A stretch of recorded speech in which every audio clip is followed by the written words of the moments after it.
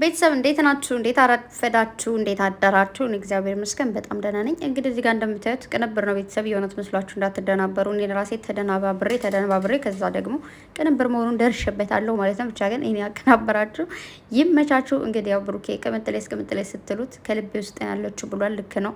ልብ ውስጥ እንደዚህ ገጭ ብላለች ማለት ነው። ዛሬ እንግዲህ ከድካማቸው ተሽሏቸው ፏፈሽሎ እንደሚመጡ አልጠራጠርም። ሁላችሁም እንግዲህ እስኪመጡ በደንብ አድርጋችሁ ጠብቁ ነው የሚባለው። ከዛ መቀጠል ደግሞ አንዳንድ ቱሪናፋዎች እያየው ነውና አርፋችሁ ተቀመጡ። ከቅምጥሌ ራስ ላይ ወረድ በሉ። አንዳንዴ እንዴት መሰላችሁ የሚሰራ ሰውና ከነበረበት ቦታ ላይ እየተቀየረ የተለወጠ ሰው አይነው በጣም ብዙ ትችት እንደሚደርስበት አውቃለሁ። የማይሰራ ሰው ቁጭ ያለና ከነበረበት ያልተለወጠን ግን ማንም እኮ ቼክ አያደርገውም። ግን ስትለወጡ የተሻለ ደረጃ ላይ ስትደርሱ ደግሞ እንደዚህ አይነት ትችቶች ምናምን ብዙ ነገሮች እንደሚመጡ አውቃለሁ። ሰው ደግሞ የሆነ አንዳንዴ እናንተ እሷን ስትሳደቡ የሆነ ብዙ ነገር ስትናገሩ ማንም ሀይ ሚላችሁ የለማ።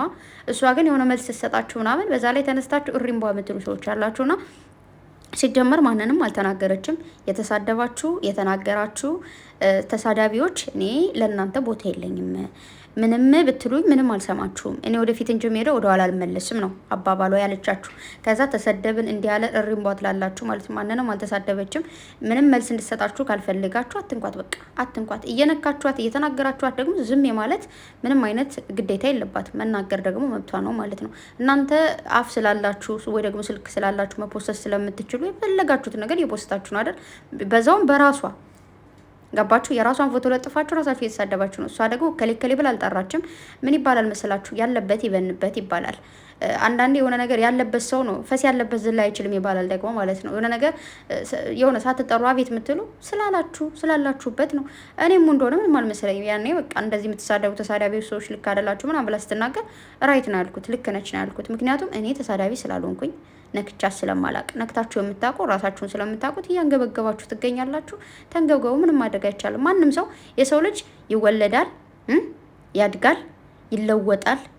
በቃ የሆነ መሆን የሚፈልግበት ቦታ ላይ ይደርሳል። ከሰራ ነው ጀግና ከሆነ ማለት ነው።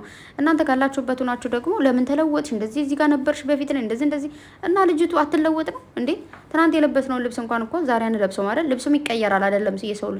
የሰው ልጅ ፈጣሪ ሲፈጥረን እኛ ስንወለድ ተለዋዋጭ ማለት በቃ መለወጥ እንዳለብን የህፃን ሆነን ስንፈጠር እንዴት ነበር?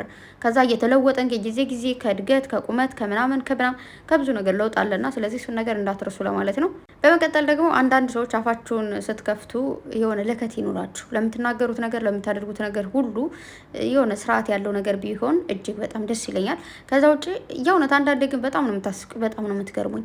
ለመለወጥ ነው የተሰደድነው፣ ለመለወጥ የሆነ ስራ የምንሰራው። ማንም ሰው የሚሰራው ስራ ክቡር ነው። ማንም ሰው ይለውጠኛል ብሎ ይሄ ነገር ለእኔ ይሆነኛል ብሎ ስሬስ ሆኖ ቁም ነገር አድርጎ ከሰራው ማንም ሰው ያ ያለበት ነገር ስራ ነው።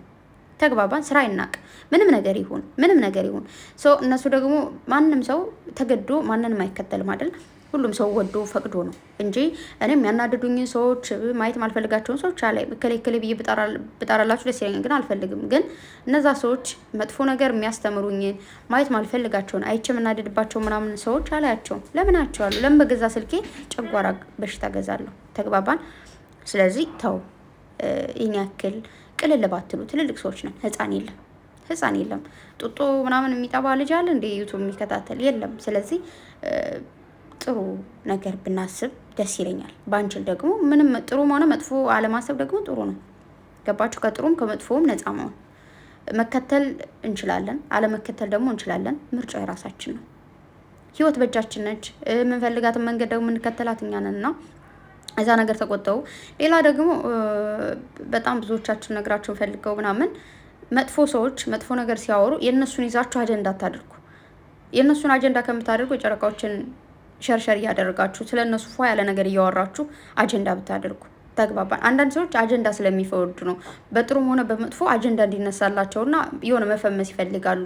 ዋናው መፈመሳቸው ነው ወይ ደግሞ ታዋቂ መሆናቸውን እንጂ ማየት በምን መልኩ ታዋቂ መሆን እንዳለባቸው አያውቁ ይመስለኛል ማለት ነውና ቅምጥሌ ደግሞ ሁሌም ቢሆን አንደኛ ነች፣ ሁሌም ቢሆን ጀግና ነች፣ ሁሌም ቢሆን ትለወጣለች። ከዚህ በላይ ደግሞ ለውጧን እያየን እንሄዳለን። ያ ደግሞ ግድ ነው። ማናችንም ለውጥን ለማየት ነው ማናውቀው ሀገር ላይ መጠን በማናውቀው መንገድ መጠን እዚህ ጋር ያለ ነውና ስለዚህ በመለወጧ ከሀገሯ ላይ ሆና እንኳን በመለወጧ እኔ በጣም ደስተኛ ነኝ። ማንም ሰው ይለወጥ፣ የሰው ልጅ ደስ ይበለው፣ አይክፋው፣ ሰላምን ያገኝ፣ በቃ በደስታ ይኑር እና ተው ለማለት ነው። ቡራም ደግሞ ይመቼ። ሁሌም ቢሆን ያው ታውቃላችሁ ቅምጥሌን መለየት አልፈልግም፣ ከቅምጥሌ አጠገብ መሆን ፈልገው ለደቂቃም ስለያት አመት ይመስለኛል ምናምን በቃ ለእሱ ያለውን ፍቅር በየጊዜው እየገለጸ ነው። ግልጽ እየሆነ ምንድን ነው በቃ እየገነፋፈለ መጥቷል ፍቅራቸው። በፍቅር አርጁልኝ፣ በፍቅር ኑሩልኝ። በጣም ነው የምወዳችሁ፣ በጣም ነው የማከብራችሁ። አይ ላቭ ዩ። እናንተን የሚወዷችሁ የሚያከብሯችሁ ደግሞ ነፍ ነን፣ በጣም ብዙ ነን። እነሱን ይዛችሁ ከፍ ትላላችሁ እና ምልላችሁ ነው። በጣም ብዙ በጣም ብዙ 99% የነሱ ተከታይ ለነሱ ጥሩ የሚያወራ ሰው እያለ 1% ስለነሱ የሆነ ነገር ጓ ሲል እነሱን ይዛችሁ እንትን ባትሉ ደስ ይለኛል። አደም የሚገዙትም እነሱ ስለነሱ አጀንዳ ሳናመጣ ስንቀር ነውና ያንን አድርጉ። ተሰደብን ካላችሁ ተሳዳቢ ስለሆናችሁ ነው። እንኳን ተሰደባችሁ፣ በዛ ላይ ደግሞ አልሰደበቻችሁም። መልስ ነው የተሰጣችሁት። ለመልሷ ደግሞ ትክክል ነች። አንዳንዴ የሆነ ሰው እናንተ የምትሳደቡት ቅቤ እየቀባችኋት ነው እንዴ? እናንተ እየተሰደባችሁ እኮ ነው። ግን የሆነ ነገር ስትባሉ ተሰደበ እንደዚህ እኮ ነው እንደዚህ አይመጣም። በተረፈ ወዳችኋለሁ። መልካም ቀን ይላችሁ። አይ ላቭ ዩ ጋይስ ባይ